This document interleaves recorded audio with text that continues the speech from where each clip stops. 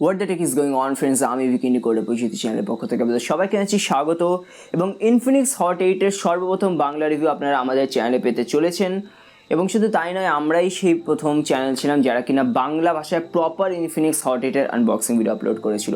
তো যদি এই ধরনের বাংলা ভাষায় আরও ভালো ভালো কোয়ালিটি টেক ভিডিও দেখতে চান তো অবশ্যই নিচে গিয়ে চ্যানেলটিকে সাবস্ক্রাইব করার সাথে সাথে বেল আইকনটিকে প্রেস করতে পারেন। এবং যত সময় এগোবে যদি ভিডিওটি ভালো লাগতে থাকে তো অবশ্যই লাইক দিয়ে আমাদের উৎসাহকে বৃদ্ধি করবেন। তো চলুন ভিডিওতে আগে যাওয়া যাক।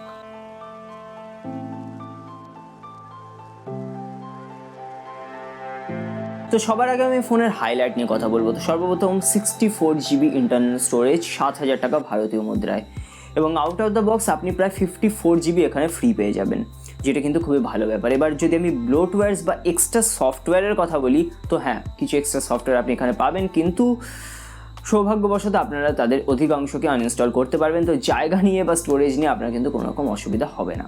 এবার 7,000 টাকার ভেতরে ইনফিনিক্স আপনাকে এখানে 4GB DDR4 র্যাম প্রোভাইড করছে, এবং সাথে এখানে রয়েছে মিডিয়াটেকের হিলিও P22 প্রসেসর। এবার আমি যদি পারফরমেন্সের কথা বলি তো ডে টু ডে টাস্কে কিন্তু কোনো রকম আপনি ল্যাগ অনুভব করবেন না। ইভেন এই ফোনটা আপনারা প্রায় 5 থেকে 6টা অ্যাপ মেমোরিতে ইজিলি রাখতে পারবে। অবশ্যই 10 থেকে 15টা রাখলে ল্যাগিংয়ের চান্স থাকে, কিন্তু 6 থেকে 7টা সাধারণ মানুষের থেকে একটু ওপরে যারা ফোনকে ইউজ করেন তাদের জন্য কিন্তু কোনো রকম প্রবলেম হবে না।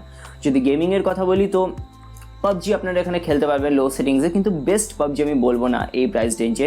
আমার মনে হয় রেডমি 7 থেকে একটু বেটার পাবজি এক্সপিরিয়েন্স প্রোভাইড করে, কিন্তু তবুও পাবজি বাদে অন্যান্য যে কোনো গেম আপনারা স্মুথলি খেলতে পারবেন, এবং পাবজিও খেলতে পারবেন, কিন্তু অতটা স্মুথ হবে না। এবার আমরা কথা বলি দ্বিতীয় হাইলাইট সম্পর্কে, যেটা হলো ব্যাটারি। তো এখানে আপনারা পাচ্ছেন 5000 mAh ব্যাটারি, এবং পিরিয়ড 7,000 টাকা ভারতীয় মুদ্রায়, কেন 10,000 টাকা ভারতীয় মুদ্রার ভেতরেও এই ফোনের মতো ব্যাটারি লাইফ আপনাকে কেউ দেবে না। পাবজি বাদে আমি সব রকম কাজ করেছি ওয়াইফাই কানেক্টেড রেখে, এবং এখানে আমি 11 ঘন্টা স্ক্রিন অন টাইম পেয়েছি, যেটা ম্যাসিভ, সত্যি সত্যি ম্যাসিভ। এবং ব্যাটারি লাইফ সত্যি এখানে অসাধারণ, তো এই নিয়ে কোনো রকম পয়েন্ট কাটার জায়গায় নেই। এবার কথা বলি ডিসপ্লে নিয়ে। তো আপনারা এখানে পাচ্ছেন 6.52 ইঞ্চের HD+ ডিসপ্লে। এবার এখানে একটা ব্যাপার হয় যে ডিসপ্লেটা তো খুব বড়, খুবই ভালো ব্যাপার নিঃসন্দেহে, কিন্তু যেহেতু ডিসপ্লেটা বড় হয়েছে এবং রেজুলেশনটা কম, সেই কারণে কী হয় যে শার্পনেসটা একটু কমে যায়। তো যখন আপনি একটু বেশি জুম করতে যাবেন তো আপনারা সেটা অনুভব করবেন যে শার্পনেসটা কিন্তু কম। কিন্তু যদি কালার রিপ্রোডাকশনের কথা বলি বা ভিউইং অ্যাঙ্গেলসের কথা বলি তাহলে সেগুলো কিন্তু একদম ঠিক আছে, কোনো রকম প্রবলেম হবে না।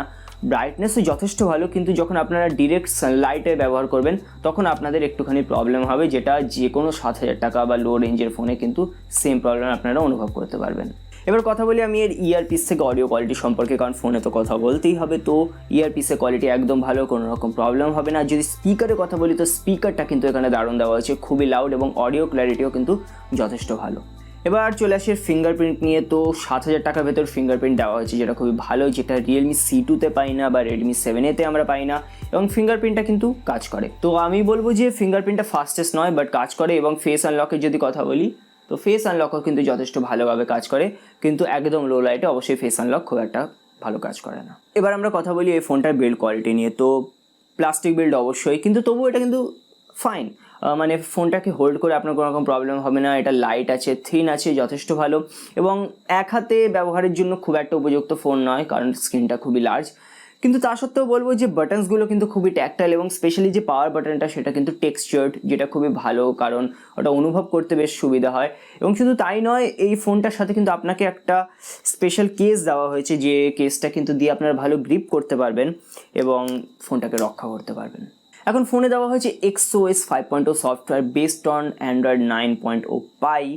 এবার স্ক্রিনটা লাইট ওয়েট, খুব ভারী নয়, কিন্তু দেখতেও খুব একটা সুন্দর নয়। অবশ্যই বেশ কিছু আপনারা এখানে ইনবিল্ট ফিচার্স পেয়ে যাবেন, যেগুলো খুবই ভালো ব্যাপার, কিন্তু আমি এর ওপর একটা লঞ্চার ইনস্টল করে নিয়েছি এবং ফোনটা দেখতে আগে থেকে যথেষ্ট ক্লিন এবং সুন্দর লাগছে।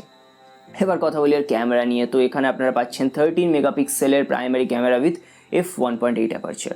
এখন ডে লাইটে কিন্তু ফটোগুলো যথেষ্ট ভালো, কালার রিপ্রোডাকশন ভালো, শার্পনেসও ভালো, এবং এখানে বিশেষ মানে কিছু বলার নেই, মানে খুব অতিরিক্ত ভালো কিছু নয়। কিন্তু আমার মনে হয় রিয়ার ক্যামেরা পারফরমেন্স কিন্তু রেডমি 7-তে বেটার, যেটা রিভিউ কিন্তু আগে আমাদের চ্যানেলে আপলোড হয়ে গেছে, আপনারা চ্যানেলে গিয়ে চেক করতে পারেন। এবার এখানে যে থার্ড লেন্সটা দেওয়া হয়েছে, মানে লো লাইট সেন্সার, সেটা অনেস্টলি একটা গিমিক, বিশেষ কিছু কাজ করে না। তো একদম লো লাইট ফটোগ্রাফি কিন্তু খুব একটা কিছু ভালো নয় এখানে।